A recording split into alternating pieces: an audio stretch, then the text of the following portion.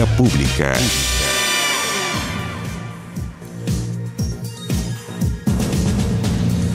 ¿Cómo están ustedes? Muy buenas noches, bienvenidos a Vía Pública. Impacto han provocado las imágenes de un empresario turístico apuntando con un arma de fuego a un grupo de comuneros mapuches en Licanray, esto en la región de la Araucanía. El incidente ocurrió en el lago Calafquén, donde la comunidad Leufu Chayupén realizaba una ceremonia espiritual en los terrenos de Luis Gómez Guiterman. El hombre armado, que vemos en las imágenes justamente, según la versión de los comuneros, el empresario turístico y presidente de la Junta de Vecinos de Licanray, interrumpió la ceremonia y habría percutado 4 disparos al aire. Y finalmente la Cámara de Diputados aprobó con amplia mayoría el proyecto de aula segura. La iniciativa fue despachada con 110 votos a favor, 26 en contra. Además, hubo 13 abstenciones. El proyecto que fortalece las facultades de los directores de establecimientos educacionales en materia de expulsión y cancelación de matrícula, esto en casos de violencia extrema, quedó listo para ser despachado y convertirse en ley. Las críticas desde el oficialismo no se hicieron esperar, fueron duros términos, en referencia a la reunión que mantuvo el diputado Gabriel Boric con Ricardo Palma Salamanca, condenado por el crimen del senador Jaime Guzmán, y que, recordemos, hace poco recibió asilo político en Francia. El parlamentario, quien ahora se sabe, fue al encuentro junto con su colega diputada Maite Orsini, fue enfático y condenó nuevamente el homicidio. En eso nunca ha dicho dos cosas, nunca se ha contradicho Boric, pero condena absolutamente el homicidio. Dice que no realizó ninguna acción en favor del frentista. También en el Congreso, la presidenta de la Cámara de Diputados, Maya Fernández, confirmó que el parlamentario será citado a la Comisión de Ética. Vamos a la pantalla y le presentamos la pregunta de hoy. ¿Crees que la nueva ley de convivencia vial será efectiva en las calles? ¿Sí o no? Ahí está la invitación para que usted vote en nuestra fanpage de 24 horas. Hacemos nuestra pausa, volvemos a los temas de conversación, a la mesa, hoy aquí, en Vía Pública.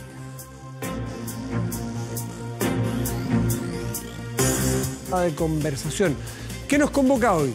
Algo súper importante que para algunos puede ser técnico, las expectativas económicas para el 2019 que se han rebajado. Esto lo dice el Banco Central, pero el Banco Central a partir de consulta con expertos. Por eso tenemos 2 expertos esta noche. Sebastián Cerda, economista de Consul. Sebastián, gracias por estar aquí. Muy buenas noches. Gracias por la invitación.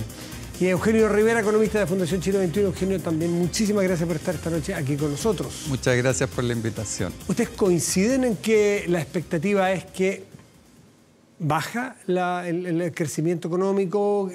Primero, partir por ahí, Eugenio. Sí, no, yo creo que sin duda la economía está experimentando una desaceleración significativa. Basta con ver las cifras. En abril del presente año la economía, el IMASEC fue de 6,2, en mayo y junio fue de 4,9. Esa es la actividad económica mensual. Exactamente. En julio y agosto 3,3, 3,2 para caer en septiembre un 2,3. Es decir, claramente hay una tendencia de, digamos, de 5 o 6 meses en que la economía viene cayendo. Y por otra parte hay una serie de señales que confirman esta situación. El precio del cobre está en torno a 2,75, el promedio anual es de 2,96, pero los últimos 2 meses, 3 meses de 2,75 y eso juega un papel muy importante. Y en ese sentido, si uno ve otros indicadores, por ejemplo, la tasa de desempleo es 4 décimas menor a lo que era hace un año, pero lo que es peor es que en 12 meses la ocupación ha crecido en solo 40.000 empleos. Si uno recuerda que el presidente Piñera prometió 600.000, hay que tener claro que está muy al debe.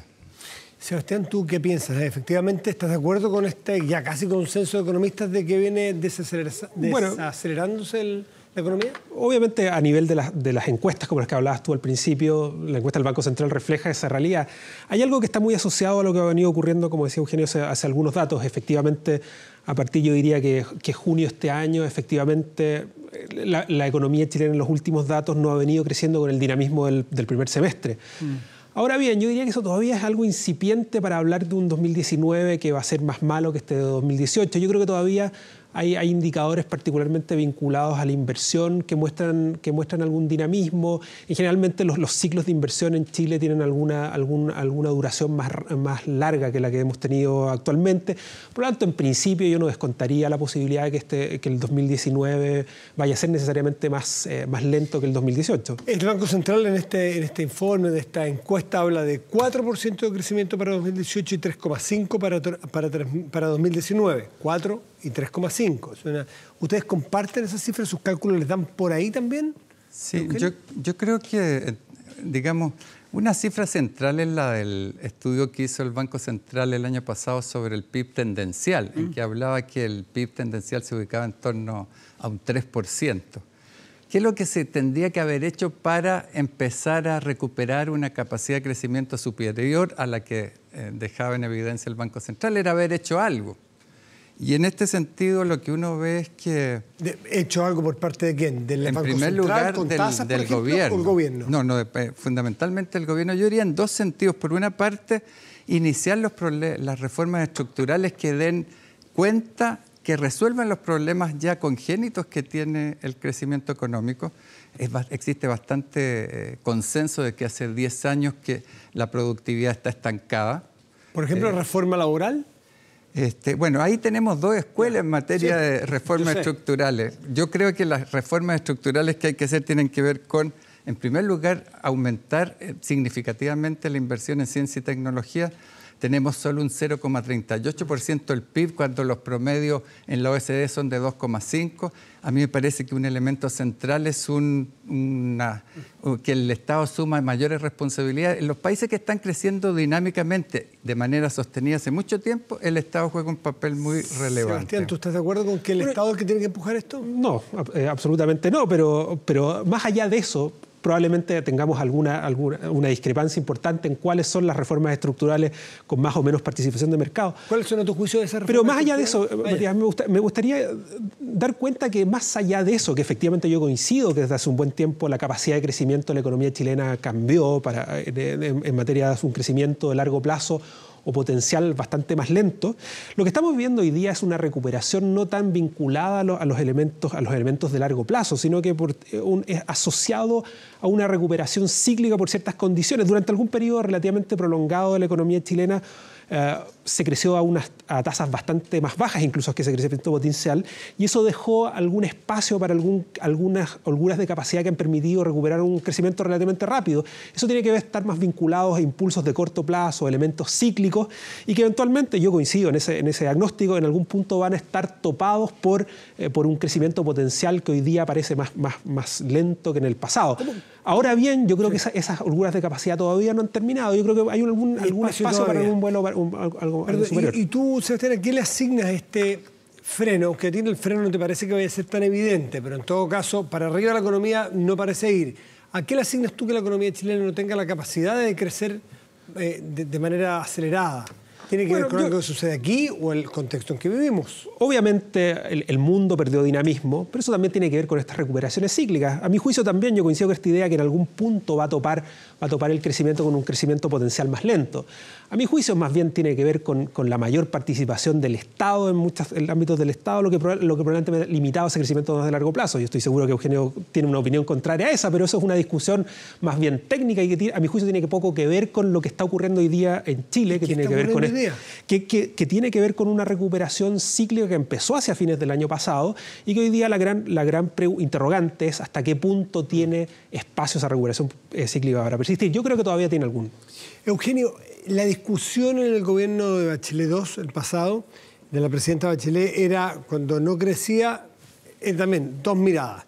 Lo que pasa es que aquí no se hacen políticas y el gobierno decía lo que pasa es que hay que mirar el mundo. ¿Se acuerdan? Si era gente exógeno o endógeno el problema.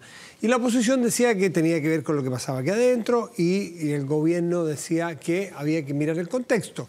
Hoy día, estas expectativas de crecimiento a la baja, a tu juicio, Eugenio, ¿tienen que ver con lo que está pasando afuera o más tienen que ver con lo que sucede en Chile?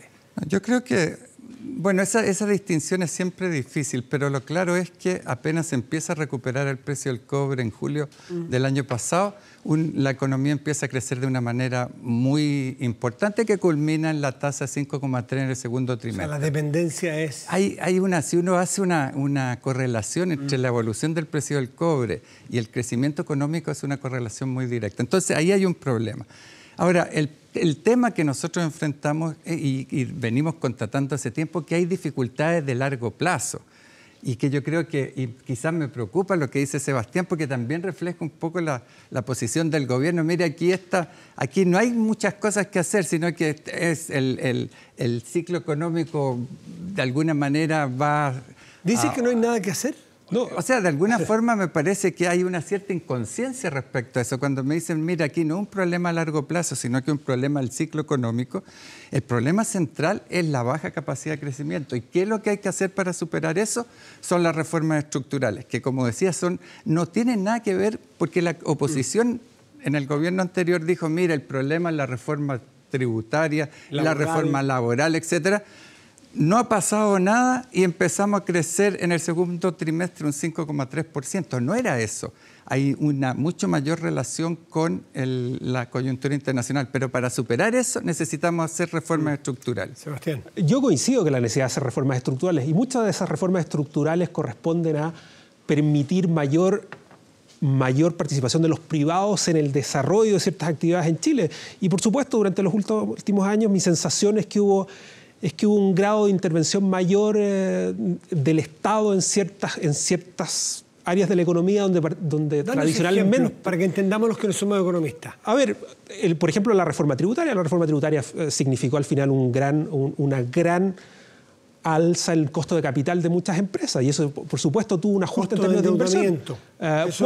Y después, claro, hay una pregunta válida, ¿cuánto de la caída de la inversión estuvo asociado a eso o a componentes como, por ejemplo, el ajuste de la inversión minera? Bueno, esas son preguntas válidas desde el punto de vista técnico, pero a mi juicio muchas de esas reformas que se hicieron en el gobierno pasado han tenido un efecto por ejemplo, en materia de inversión, la reforma tributaria o en términos de lo que está ocurriendo en algunas dinámicas de mercado laboral que puedan estar relacionadas con la reforma laboral del gobierno pasado. Yo creo que eso también es parte de estas preguntas importantes que hacerse sobre por qué es menor el crecimiento de largo plazo. Eugenio. Sí, bueno, en el pasado se le echaba la culpa a la reforma que realizó la presidenta Bachelet. Y uno se pregunta entonces si existía tan clara conciencia de que ese era el problema y se pasó durante un año, 2017, preparando las contrarreformas. ¿Por qué el gobierno se ha demorado tanto en presentar estas reformas? ¿Por qué recién vamos a empezar a discutir la reforma tributaria en enero? La reforma laboral, quién sabe cuándo. Estamos después de una cierta sequía legislativa, se dio una especie de sangría legislativa en que tenemos que vamos a tener a final de año 5 o 6 reformas estructurales. Y yo me pregunto cuál es la viabilidad política de eso. Si yo hubiese estado realmente creyendo que esos eran los problemas que enfrentaba la economía, yo habría tenido lista la reforma tributaria en marzo, me habría concentrado en sacar esas reformas tributarias. Como se demoró el gobierno anterior 6 meses, uno podría decir que tal vez no era tan prolijo, pero si era tan relevante se podía hacer. A partir de eso, identificar una segunda reforma estructural. Pero uno ve que el gobierno cree que de lo que se trata es formular proyectos, cuestión difícil, pero lo más difícil es transformar esos proyectos en leyes. Veo que tu crítica fundamentalmente es a la gestión de este gobierno. ¿Eso explica esta baja en las expectativas de la economía? O sea, yo creo que la baja de las expectativas de la economía es, en primer lugar, que el presidente Piñera vendió 2 cosas. Por una parte, que bastaba que él llegara a la presidencia para que cambiaran las expectativas, y en el fondo decía que sin hacer mayor cosa podíamos recuperar la tasa de crecimiento porque simplemente se iban a ir las personas que estaban haciendo mal. Percibo que tú responsabilizas fundamentalmente, centralmente a este gobierno de las expectativas. Porque hay nombrado... Pero no solamente, porque también yo insisto que lo que no reconocía la oposición del gobierno anterior, que la importancia del sector externo, está jugando un papel muy importante que creo yo que es un tema que hay que analizar también. Sebastián, tú tienes una opinión, aunque lo político quizá, tú dirás yo soy economista, pero la política está absolutamente entrelazada con la economía. Por supuesto, a ver, en el mundo de los óptimos, de lo más eficiente, uno quisiera que la agenda legislativa fuera en el sentido de generar ciertos incentivos a recuperación de inversión, a mayor flexibilidad del mercado laboral, pero en la práctica hay ciertas restricciones obvias a partir de ahí de lo que quiera hacer el gobierno versus la realidad de los quórum parlamentarios. Y eso al final el gobierno tendrá que actuar de acuerdo a la agenda que le es posible mover. Sobre ese el tema que dijo Eugenio, ¿tú sientes que el gobierno ha tenido alguna responsabilidad de generar expectativas que no ha podido cumplir? Que el mercado, tú que estás tan inserto en el mercado mismo, ¿el mercado acusa ese golpe? Bueno, uno podrá sospechar que a principio de año, con un nuevo gobierno, había la expectativa de un progreso más grande en esa agenda legislativa de la que hablaba hace un momento atrás. Por razones que escapan al diagnóstico de la economía, quizás ha ido más lento que aquello.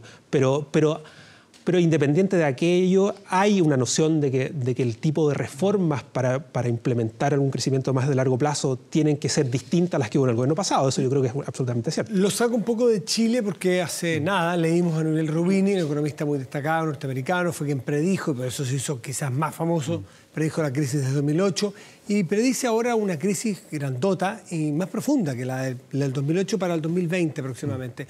Y tiene un montón de factores que lo explicarían, algunos de ellos porque ya no hay más espacio para más estímulo, en fin, porque hay un endeudamiento, porque los precios de las acciones o de los mercados están muy altas, en fin. ¿Ustedes avisoran una crisis como la de Roubini para el mundo? Ya no hablemos de Chile un segundo, ¿Eugenio? Sí, yo creo que, efectivamente, hace 3 semanas el Economist publicó un largo artículo diciendo, mire, la próxima recesión. Hay señales importantes, es decir, por una parte, efectivamente hay una sensación de incertidumbre en los mercados internacionales. En general, las bolsas han caído en torno a un 10% en los últimos 12 meses. Roubini decía que están muy caras y que hay una burbuja inmobiliaria nuevamente. Exactamente, pero eso ya viene teniendo expresiones claras en una caída muy significativa de las bolsas. Tenemos también problemas, por ejemplo, en el caso de China, que aunque de manera relativamente gradual, China está perdiendo efectivamente dinamismo económico. En Estados Unidos, si bien las noticias en el corto plazo han sido positivas, pero lo claro está es que todos están esperando una caída de la tasa de crecimiento hacia el año 19 al año 20. Yo diría que la pregunta no es tanto si vamos a entrar en una situación de fuerte desaceleración económica, lo que está en cuestión es qué tan aguda va a ser esa ¿Y tu pronóstico es que va a ser aguda, más o menos aguda o muy aguda? Yo diría más o menos aguda para no asumir compromisos demasiado. Sebastián, ¿tú cómo ves este pronóstico de Roubini? ¿Lo haces propio o tomas distancia? Yo creo que soy muy escéptico a los pronósticos, particularmente en fechas en qué etapas van a ocurrir recesiones. Las recesiones ocurren con cierta regularidad y por lo tanto en algún punto va a ocurrir. Los ciclos se agotan y los ciclos positivos dan paso a ciclos más complejos. Eso eventualmente va a ocurrir. Me parece que evidentemente en algún plazo aquello va a ocurrir. Estados Unidos, que es hoy día el que tira el carro del motor en el mundo, va a perder algo de dinamismo porque una expansión tan prolongada como la que ha tenido eventualmente va a dejar de tener este impulso. Europa transita por un ritmo más o menos lento, como tú bien lo señalaste. China también tiene su propia desaceleración. Ahora bien, que eso signifique necesariamente una recesión en algún punto, lo dudo. Las últimas 2 recesiones globales estuvieron muy vinculadas a fenómenos financieros que hoy día no parecen tan evidentes. Los riesgos financieros en buena parte del mundo están bastante más controlados que el anterior. ¿Los basura y todo eso? Sí, recuerda que de la recesión anterior el mundo salió con una gran regulación al sector financiero del mundo que permite que muchos de esos desequilibrios que estaban ahí hoy día estén menos presentes. Ahora bien, por cierto, en algún punto el mundo va a perder este dinamismo que tiene hoy día. Y ¿No te parece que vaya a ser tan dramático? Y suelo sospechar que cuando los mercados ya empiezan a anticipar que viene alguna recesión, no esperan a que nosotros se las planteemos, sino que los mismos mercados corrigen antes de aquello. La corrección de este año de mercado no es una cosa inusual. Caídas de 10% en bolsas internacionales han ocurrido. Tú que sigues el mercado de cerca y al pulso, ¿ha reaccionado o está internalizando ya algo de la crisis que se avisora? No, porque si es que fuera así, el mercado no hubiera caído apenas 10%. Las caídas son bastante más abruptas cuando efectivamente se avisoran crisis financieras importantes. Yo creo que tiene que ver con la consideración de que hay ciertos cambios en expectativas, a veces con las utilidades corporativas, con el ritmo de crecimiento de algunas zonas del mundo. Yo creo que eso es bastante común que ocurra. Por sus propias características, los mercados financieros, particularmente las acciones, son volátiles y tienen estos movimientos. Y por último, así como supimos y no sé hasta qué punto es mito urbano, pero se dice que Chile es de los países del mundo que más se vio afectado con la crisis del 29. Con la crisis del 2008, Chile se vio, aparentemente nos dijeron nuestras autoridades que estábamos bastante, no es que iba a ser indemne, pero bastante mejor parado. ¿Cómo ven a Chile ustedes brevemente para una potencial crisis más allá de que sea profunda o no el 2020? Quizá una cosa breve respecto al otro tema. Yo creo que hay una cierta contradicción entre lo que son los pronósticos en materia macroeconómica, empleo, crecimiento y la sensación de incertidumbre que existe a nivel internacional por la figura de Trump en Estados Unidos, los problemas que está sufriendo la Unión Europea, en fin, los grandes conflictos que hay, hablan ya de decenas de distintos conflictos. Y yo creo que eso, de alguna manera, representa un fenómeno altamente disruptivo que genera alta tensión internacional. Y respecto al impacto, yo creo que efectivamente Chile tiene una base financiera, una base productiva, sobre todo una base institucional que le permite enfrentar mejor una situación de crisis. Pero no hay que olvidar, sin embargo, que si bien la economía, digamos, en América Latina, en el mundo, está mostrando ciertos signos razonables, tenemos problemas en el sector en América Latina que son bastante serios. No sabemos lo que va a pasar en Argentina. En Argentina también decía cuando llega Macri, se va a llenar este país de inversión y no pasó eso. Entró Argentina en una gran crisis, los problemas de Brasil, los problemas políticos de Brasil. Entonces, todo eso configura una situación que pese a que estamos relativamente bien preparados, vamos a ser afectados por eso. Sí. La vez pasada Brasil estaba en un auge bastante notorio y ahora está al revés de la moneda. Y una última, cosa, respecto a los mercados que se dan cuenta. Yo no tengo tanto el optimismo de Sebastián respecto a esa capacidad. Los mercados se dieron cuenta que venía la crisis del 2008 casi que en el 2009, después que habían fracasado Lehman, colapsado todas las grandes bancos mundiales. Claro. Sebastián, ¿tú cómo ves a Chile preparado por un potencial crisis? A ver, para empezar, ya este año 2018 ha sido un año complejo para las economías emergentes. Es un año de fuerte apreciación del dólar con condiciones financieras bastante más estrechas que, por ejemplo, el año 2017 o el año 2016. Y efectivamente, economías con problemas fundamentales como Argentina sufrieron mucho. Pero Chile, por su parte, más allá de lo que estemos hablando, que algún impacto de esta aceleración, de esta situación global hacia lo local, en general es bastante poco lo que se ha traspasado acá, los fundamentos son realmente buenos, todavía es un Estado que tiene un nivel de endeudamiento menor, que tiene necesidades de financiamiento menor, la cuenta corriente, que es básicamente el ahorro externo que requiere el país financiar, es bastante menor en comparación a otros países del mundo. ¿Lo ves más o menos protegido? Claro, más allá de que puedan haber turbulencias en el sector externo, Chile aún se encuentra bastante bien preparado para eso. Sebastián Cerda, Eugenio Rivera, muchísimas gracias a los dos por venir a compartir estos análisis y los conocimientos económicos que no abundan en general en nosotros los no economistas, así que nos ayuda a tener más orientación a lo que viene. Muchachos, muchas gracias, buenas noches. Gracias por la invitación. Muchas gracias. Después. ¿Crees que la nueva ley de convivencia vial se hará efectiva en las calles? Hasta ahora el 12% cree que sí, el 88% cree que no. Ojo con estar creer que no se va a aplicar, porque si usted se descuida le pueden pasar un parte, si uno anda con casco, si anda con la bici en la vereda. Bueno, pero esa es la respuesta hasta ahora. Vamos a ver qué dinamismo toma esta respuesta. Pausa y volvemos aquí en Vía Pública.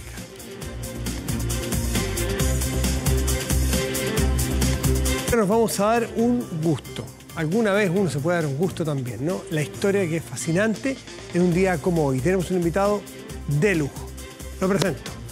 Don Jorge Raga es académico del Instituto de Historia de la Universidad Católica, es doctor en Historia.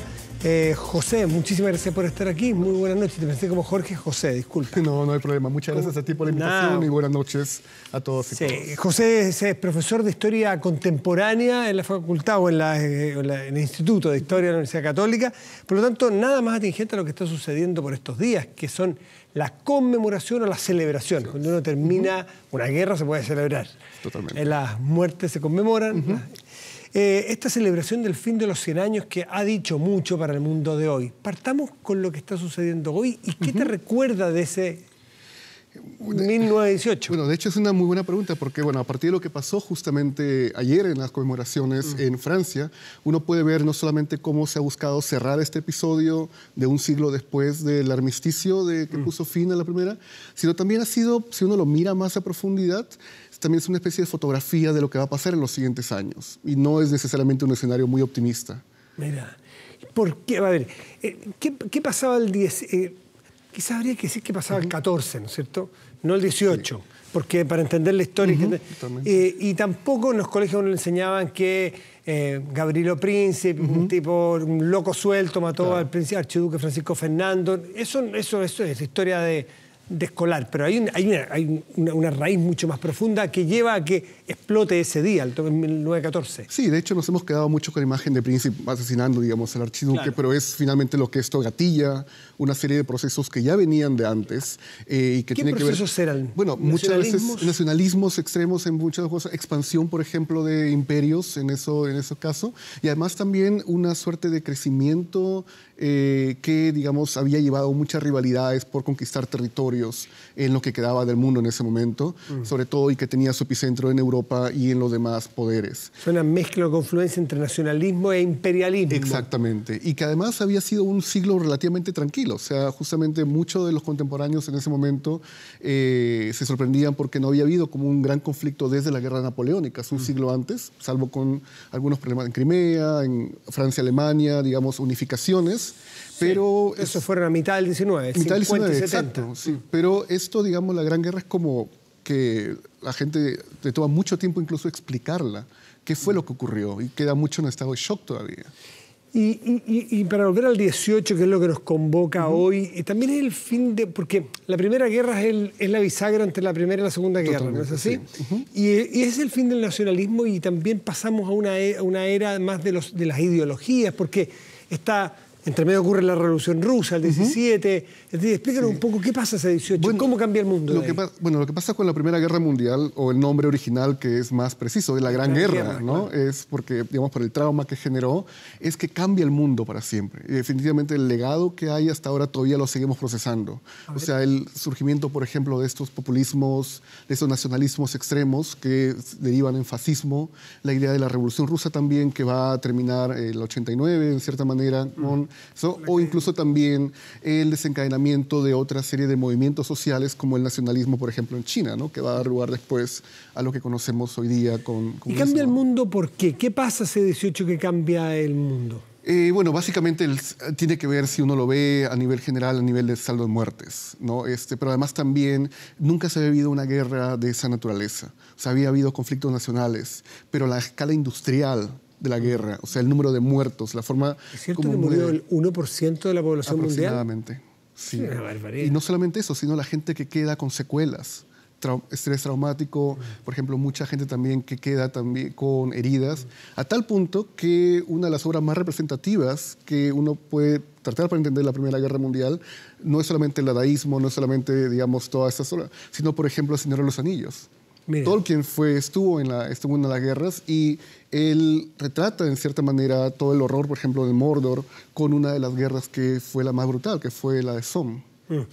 Y el orden mundial se rebaraja y parte ahí. ¿Cómo definirías tú ese orden mundial del 18 que marca el inicio del siglo XX? Es un orden ya completamente, digamos, que da fin a un antiguo régimen que se venía desmoronando. Por ejemplo, los 4 grandes imperios, que eran los que ordenaban el mundo, en cierta manera, desaparecen, ¿no? Desaparece el Imperio Soviético, desaparece el Imperio Alemán, desaparece el Imperio Austrohúngaro y el Imperio Otomano, ¿no? Quedan algunos imperios más que son de los aliados, que van a desaparecer después de la Segunda Guerra Mundial, pero es un tipo de organización no solamente política, sino también mental, que genera una suerte de vacío en la generación posterior. Caen, mueren, se extinguen con esos grandes imperios y nace ¿qué? Nace un orden distinto con los aliados triunfadores y con una Alemania muy dañada y humillada. Humillada, exactamente. Y eso es un error histórico que... Totalmente. Y ese es el término exacto. Fue humillada por Francia, ¿no? De hecho, por ejemplo, parte de la ceremonia ayer, digamos, de una forma de reconmemorar, fue el encuentro entre el presidente Emmanuel Macron y la canciller Angela Merkel en una réplica del vagón donde se firmó el armisticio entre Alemania y Francia. ¿no? Donde, digamos, Alemania tuvo que rendirse ante los generales franceses y que fue el mismo vagón en el cual Hitler después hace firmar la rendición de Alemania el año 40 como una forma de revancha. Entonces hay toda esta carga simbólica que se trata un poco de cerrar también, en la cual la Primera Guerra desencadenó la Segunda directamente. Ahora, la imagen, tú tocaste la imagen de ayer que era muy linda. Había muchas imágenes lindas de Macron y una era él abrazando a Angela Merkel de manera muy efusiva. Pero uno no sabía cómo leerla. Si leerla como diciendo ya no somos enemigos y podemos... O leerla como Merkel que anuncia que se va y dice yo me voy y detrás mío... Que viene. Que viene, porque sabemos que avanzan los nacionalismos por Europa y en Alemania no es la excepción. No. Entonces, esa foto tenía doble lectura. Totalmente, no, y eso es algo que conversábamos hace un momento, o sea, de cómo esta foto, digamos, porque primero además de manera anecdótica, cuando se le muestra la foto a varios niños piensan que Merkel es la esposa de Macron, ¿no? Por el cariño que hay, pero también es una suerte de despedida de este mundo, de digamos, ese orden político, ¿no? Porque queda Macron como una suerte de aliado, digamos, el único que queda para oponerse tanto a los extremismos de derecha en cierta manera como a hacerle frente a Estados Unidos y también a Rusia hasta cierto punto. Pero además, más que eso, si uno, por ejemplo, se mueve un poco en el territorio y se va hacia la parte de Polonia, puedes ver que la amenaza está ahí. O sea, ha habido una manifestación justamente el mismo día porque se conmemora la independencia de Polonia, también los 100 años, 200.000 personas, muchos de ellos de extrema derecha. Bueno, y Hungría pasa lo propio, y en la propia Francia. La propia Francia también, que se salvó también, y Alemania está ahí, ¿no? El 1918 es el preámbulo de la Segunda Guerra también, por esa humillación a Alemania vencida. Si queremos hacer una analogía 18 con 2018, no hay ni una potencia humillada que nos haga pensar que pueda desequilibrar el orden mundial, ¿no? Hoy no, pero hay otros desequilibrios, pero no... Hay otros desequilibrios, pero más bien yo creo que ahí la paradoja se da en que justamente los dos poderes que en el año 14 al 18, en la Gran Guerra, fueron los que aceleraron el fin de la Primera Guerra Mundial, que fueron Rusia con la Unión Soviética, digamos, y que debilitó a Alemania, y Estados Unidos, que entró y debilitó también a Alemania. Sí. Finalmente, los que estuvieron ayer, que fueron Putin y Trump, son los que demuestran, digamos, que están desestabilizando el orden. ¿No? Sí, bueno, de hecho Trump participaba, pero no participaba, entraba, llegaba tarde. Bueno, no es porque sea él particularmente mal educado, porque no tiene muy buenos modales, pero yo creo que había un simbolismo político también, el participar, pero él no es muy de las ligas de las naciones, utilizando términos más antiguos. Exactamente. Él juega solo un poco. Exactamente, y de hecho eso tiene que ver con un meeting que dio hace unos días en el cual él se asumió claramente nacionalista, ¿no? En oposición a los globalistas, que es un término despectivo por los que promueven, digamos, el orden mundial. Y la señal que él quiso dar fue que Estados Unidos no está participando, no va a participar de lo que le pase a Europa. Pero tenemos a Trump nacionalista. Erdogan, Turquía, y hacemos una analogía con el Imperio Turco-Otomano, que fue también preámbulo de la Primera Guerra. Sí. Tenemos a China, que de alguna manera pone su pie fuerte. Sí. Tenemos a Putin, que es un nacionalista, que ha hecho fuegos artificiales con sus armamentos nucleares. Entonces, pucha, uno no sabe qué pensar, hasta qué punto estamos mejor, hasta qué punto peor. Se está repitiendo, con la historia no se repite, pero... Sí. Es una situación muy delicada, definitivamente, y uno lo ha visto, digamos, el avance de la extrema derecha es un problema, ya no solamente europeo, también uno lo ha visto acá en Brasil, por ejemplo, ¿no? Entonces es una cuestión bastante, una cuestión global. Pero Bolsonaro parece ser un tipo más que nacionalista, más aperturista.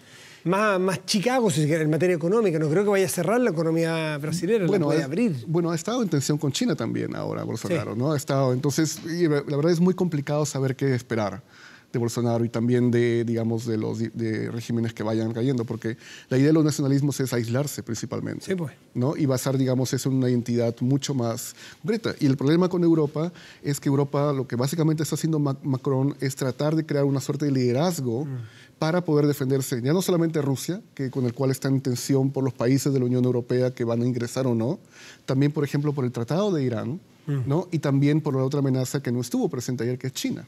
Sí. Entonces, y no mencionamos, José, lo que ocurre al otro lado del océano, con la isla muy cercana a Francia, que votó el Brexit hace nada. En términos históricos fue anteayer. Exactamente. También es una alerta nacionalista muy potente.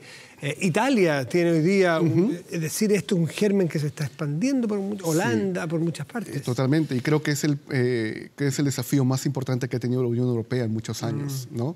Esta idea, digamos, del nacionalismo extremo basado en identidades étnicas principalmente, frente a una idea de la Unión Europea que nació como una suerte de espacio multicultural y sin barreras. ¿Qué papel juega en siempre mirando 2018 en función del 1918, ¿no es cierto? ¿Qué papel está jugando hoy las corrientes migratorias a Europa? Bueno, de hecho es una muy buena pregunta, porque es un factor con el cual, por ejemplo, no se contaba en el 14 al 18, y más bien las migraciones fueron consecuencia de la desintegración de los imperios y la desintegración del orden, digamos, de la Primera Guerra Mundial, con fuertes oleadas migratorias que, por ejemplo, Argentina y Brasil se beneficiaron de esas oleadas migratorias, ¿no? Alemanes e italianas. Exactamente, la más grande, Estados Unidos también, ¿no? Esa fue toda la época de las grandes migraciones de inicios del siglo XX, y ahora más bien lo que se ve es como una suerte de factor desestabilizador, según lo plantea los discursos de extrema derecha, ¿no? Y eso ha hecho que la gente se repliegue más, incluso que sectores moderados caigan en esta cuestión, digamos, de mitos de que los inmigrantes van a necesariamente tomar trabajos o de que son una amenaza para la identidad cultural europea. Es decir, a tu juicio lo que sucede hoy día en Europa está marcado a fuego por las corrientes migratorias y los discursos estos que se crean alrededor. De xenofobia tienen esa explicación. Pero es imposible tapar el sol con un dedo. Las corrientes migratorias están para quedarse, aparentemente, sean legales o ilegales. Merkel dejó entrar o invitó a 1 millón de turcos, si no me equivoco, o 1 millón de inmigrantes, no sé si eran solo turcos, que eran muy potentes ahí en Alemania.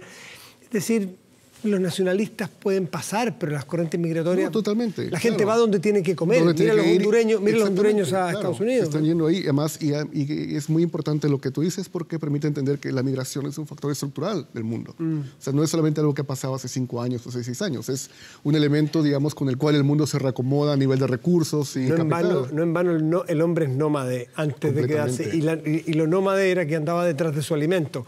Los hondureños van detrás de su alimento a Estados Unidos, los africanos o los sirios van en busca de una vida mejor. Sí. Y en cierta manera van a Europa por el vínculo que ha tenido Europa como imperio a veces con territorios que han sido colonias antes. Entonces no es una casualidad, digamos, que vayan a esos territorios.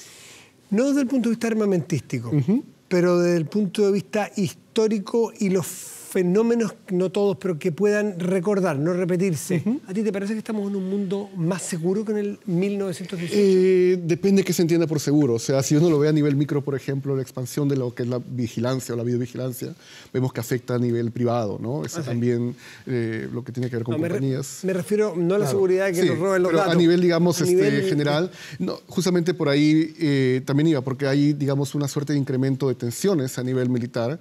Por ejemplo, y parte de lo que planteaba en el discurso ayer Macron era que ante la ausencia de Estados Unidos como un poder como que traía balance, como ocurría hasta incluso con Obama o incluso antes, lo que está planteando Macron es crear una suerte de ejército europeo para poder defenderse de las amenazas que consideran que son inminentes, ¿no? Cuando la OTAN no está en su mejor momento. Exactamente, y eso se lo recordó Trump. O sea, que antes que crear un ejército europeo, mejor que incremente el pago de la OTAN para que pueda ser más eficiente. Bueno, como pueden ver, esto es un gustito que nos damos corto. José Ragas nos ha acompañado aquí, él es profesor del Instituto de Historia de la Universidad Católica, es doctor en Historia y profesor de Historia Contemporánea de la Católica. Les quiero agradecer mucho estar esta noche aquí y vamos a echar mano del conocimiento con más frecuencia para ir entendiendo los procesos que ocurren hoy de cara, o sea, lo que ocurre hoy con el pasado siempre presente, porque de lo contrario nos hacemos trampa. Muchas gracias, Matías, por la invitación y un gusto para cuando que vaya muy bien, pues. Muchas gracias. Vamos a hacer una pausa y ya volvemos aquí en Vía Pública.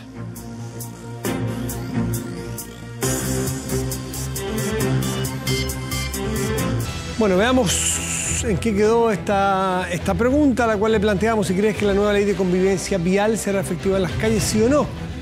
El 12% cree que sí, el 88% cree que no, o sea que va a ser letra muerta, que va a ser una ley que entró en vigencia, pero que no hay duda, yo hubiera votado que sí, fíjese. Debo tener vocación de minoría. Revisemos nuestro portal de noticias 24horas.cl. Cámara de Diputados aprobó ampliamente la ley Aula Segura. Esto fue con 110 votos a favor, 26 en contra y 13 abstenciones. Tiene resumen de otras noticias que han generado interés durante el día y con sus videos respectivos. Así que en este portal súper completa. Temperatura, señor director, por favor. En este momento, después del... Oigan, los que están fuera de Santiago, a eso de las 7 y cuarto de la tarde, aquí era el 2 de julio. Llovía que la tiraban como las películas, así. Una cosa impresionante, pero por un rato corto, pero fue muy impactante. Bueno, región metropolitana para mañana, chubascos. No, esto es actual, disculpen, no estoy perdido. A ver, 12,7 en este momento, chubascos hay aquí. Esto es mañana, disculpen. Martes y miércoles, nublado, máxima 22, despejado, máxima 30. En los próximos días es eso. ¿Qué ocurrirá en región del Maule, Constitución? Máxima 18 grados, parcial. Región de Valparaíso, La Ligua. Qué bueno el dulce de La Ligua. Máxima 23, despejado. Saludos a La Ligua. A ver, provincia de Petorca me parece que es La Ligua. Vamos a recordarles que estamos celebrando los 40 años de la Teletón. Un gran y maravilloso regalo que nos hacemos todos y para todos. Sigámoslo haciendo con las ganas de los de ayer y los de hoy, y muy especialmente con los que nos siguen mañana, porque todo regalo viene por un papel. El de nosotros es seguir haciendo nuestro Teletón aún más grande, aún más fuerte, ayer, hoy y siempre. Teletón, 40 años, 30 de noviembre, 1 de diciembre, el regalo de todos. Y hoy el mundo de los cómics está de duelo. Los superhéroes ven partir a su creador, uno de los más reconocidos en el círculo de dibujantes y creativos de las historietas. Sí, el viejo Stan Lee falleció a los 95 años, creador de todo un universo que durante décadas ha formado parte de la vida de niños, jóvenes y adultos. El genio tras el universo de Marvel. Por Dios, no es poco decir, ¿no? Bueno, personajes como Hulk, Capitán América, Iron Man, el Hombre Araña, por nombrar algunos, todos surgidos de la imaginación de este veterano de la Segunda Guerra Mundial, Stan Lee. Hoy, Marvel y el resto de los fanáticos despiden a Stan Lee. Incluso en el mundo del cine, los actores de Avengers se han manifestado con tristeza por la partida de este supergenio de los cómics. Robert Downey Jr. incluso dijo a través de su cuenta de Twitter: "Te lo debo todo", refiriéndose al renacer de su carrera gracias a su personaje de Iron Man. Y con la banda justamente de esta película, personaje creado por Stan Lee, despedimos Vía Pública. Muy buenas noches y gracias por venir.